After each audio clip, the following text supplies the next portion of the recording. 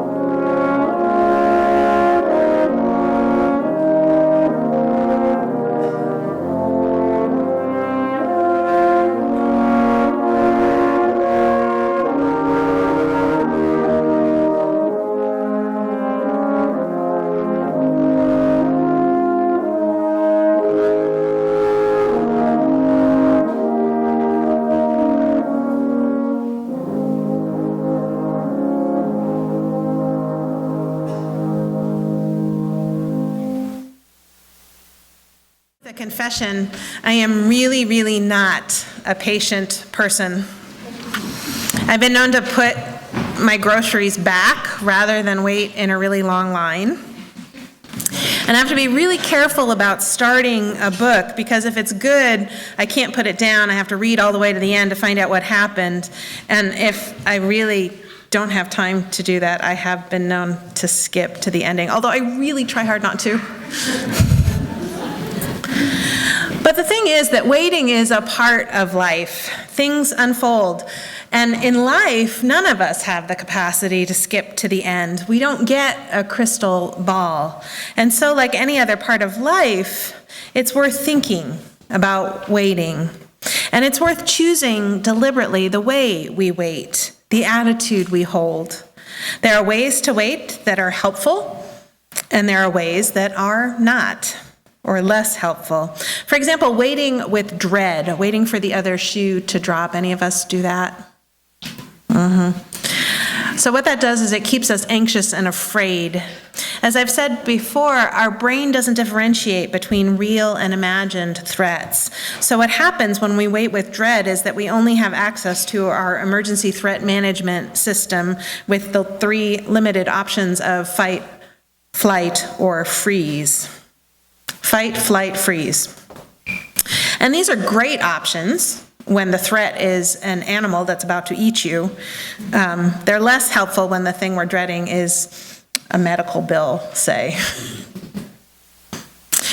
One strategy I use when I'm waiting for something with dread is to run the worst case scenario through my mind repeatedly. I tell myself that if I'm prepared for the worst, you hear this a lot, prepare for the worst, hope for the best, prepared for the worst, and the worst happens, at least I'll have a plan, and if it doesn't, I can be relieved. As time goes on, though, I'm less clear that this is a good strategy. The time I spend anticipating disaster is time when I'm not present or engaged in my life, and I never get it right. I never guess what the worst case scenario is going to be, and even what I think might happen, that life is endlessly creative that way. As we wait to see how our planet responds to the rising levels of carbon dioxide in the atmosphere, it's certainly reasonable to have a sense of dread, but it isn't helpful. It may not be helpful, at least not for me. It doesn't motivate me to action. It makes me feel hopeless, and I tend to run away from the reality. And it turns out I'm not alone in this. A recent study in the Journal of Environmental Psychology found that while people who were highly worried about the impact of climate change were the most likely to support governmental policies to address the issue, they were actually less likely to report individual-level pro-environment behaviors than those who identified as skeptics in the study. There's a way in which dwelling on the worst case scenario disempowers us as individuals and keeps us from doing what we can to make a difference. I think it's a trap. It's a form of black and white thinking, and life is just a lot messier than that. So instead of dread, I'm trying to wait with trust. Trust in myself that whatever comes, I'll be able to figure it out. Trust in my community that I'll be supported and cared for, and that we'll face the challenges that come down the pike together. Trust in the basic goodness of life. Above all, though, I trust the resilience of the human spirit. Even in the face of almost unimaginably awful things, people always seem to find a way forward. This is our nature. This is who we are and what we do. So I'm going to trust that. Sometimes we wait with bated breath. We're on tenterhooks. Anybody else wait that way sometimes? I experience a desire to influence, control, or even manipulate events in order to achieve a desired outcome sometimes, and I'm trying to resist that tendency as well. Again, it keeps me focused on the future and distracts me from the present. And it's not particularly effective because it turns out that I'm not actually in charge of the universe as much as I might like to be, and so most of the time my efforts to act like I am in charge of the universe are counterproductive. This impacts the way in which I'm tracking the impeachment proceedings. And to be honest, politics in general. I feel it's my responsibility as a citizen to be reasonably informed. However, as the New Yorker cartoon puts it, my desire to be well informed is currently at odds with my desire to remain sane.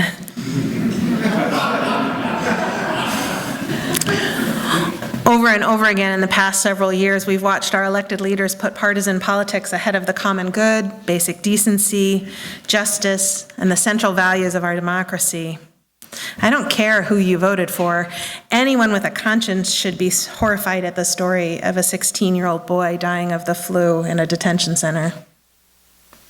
And yet, no matter how much I yell at the television, or the newspaper, or the computer screen, no one seems to be listening to me. No matter how many times I write my legislators, it doesn't seem to make much of a difference. Not out there, anyway. In here, in my heart, it does matter. I'm getting really sad. I'm getting kind of disheartened. And I can't afford to be disheartened. The world needs us to have strong and courageous hearts. So I'm trying to track these events and wait. Not with bated breath, but with a sense of non-attachment. Trying to let go of the desire for a particular outcome. Trying to turn away from the spectacle and toward my neighbor, including those neighbors who maybe voted differently than I did, but who I know, and so I know that they have a heart and a conscience. I'm trying to pay less attention to the political theater and more attention to the people I am with. So instead of waiting with bated breath, the question is, can we wait with equanimity? Can we wait with compassion? Can we wait with courage and heartfulness? Then there's the advice of my colleague, Tom Owentoole, to wait in ways that are perceptive, conceptive, and receptive. Waiting perceptively, the roots of the word perception or perceptive point to intelligence and to things that help us see clearly. For me, waiting, being patiently perceptive is about waiting with a sense of curiosity. We can cultivate the ability to wait and watch while withholding judgment. We can learn to avoid jumping to conclusions. We can continually work to sharpen our vision, to see and understand more, and to fight against the tendency to pay more attention to the data that reinforces what we already think. We can resist confirmation bias. We can embrace complexity. The world really is way more complicated and messy than our brains would have us believe. We evolved to put things in categories. It's what humans do. To wait perceptively is to look for the patterns, but also to remember that whatever patterns we see are not the full story. Waiting conceptively is about waiting with creativity and a sense of wonder. It's about choosing to believe that even when life feels confusing, something good is in the works. In every situation, there's a seed of learning. There's a seed of learning, of growth or new awareness, and if we let it, it will send down roots and emerge into the light in its own time. But the seed comes out of an unlabeled package. Back to the lack of a crystal ball, we often don't know what we're learning from a challenging situation when we're in the middle of just trying to survive it. There's a poem by Pierre Teilhard de Chardin that I return to again and again. Above all, trust in the slow work of the Spirit. We are quite naturally impatient in everything to reach the end without delay.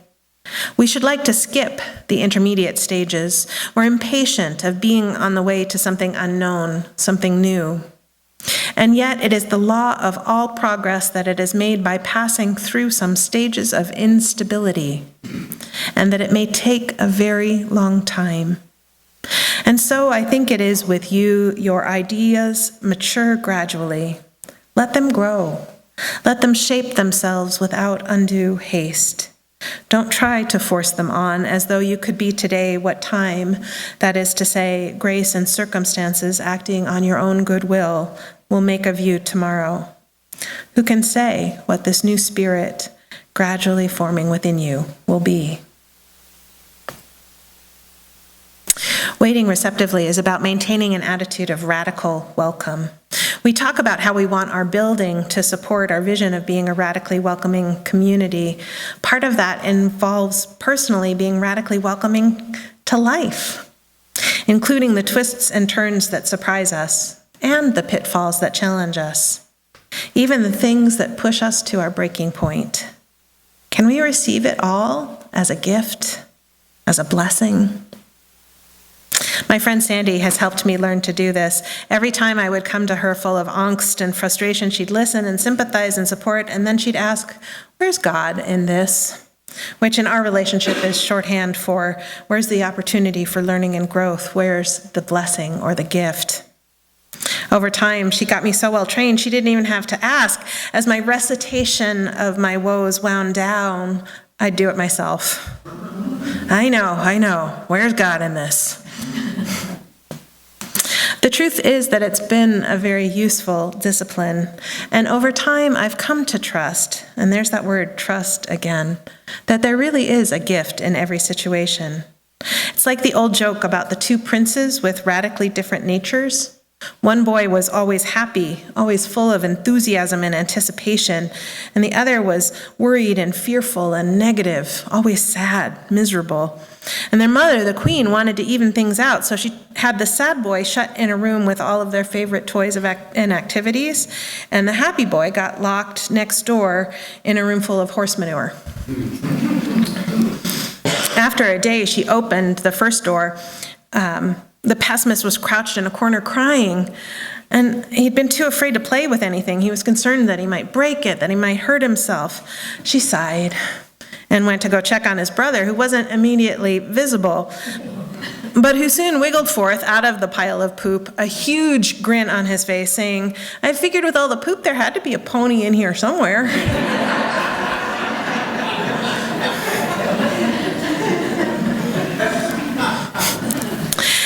Neither extreme optimism nor extreme pessimism serve us well.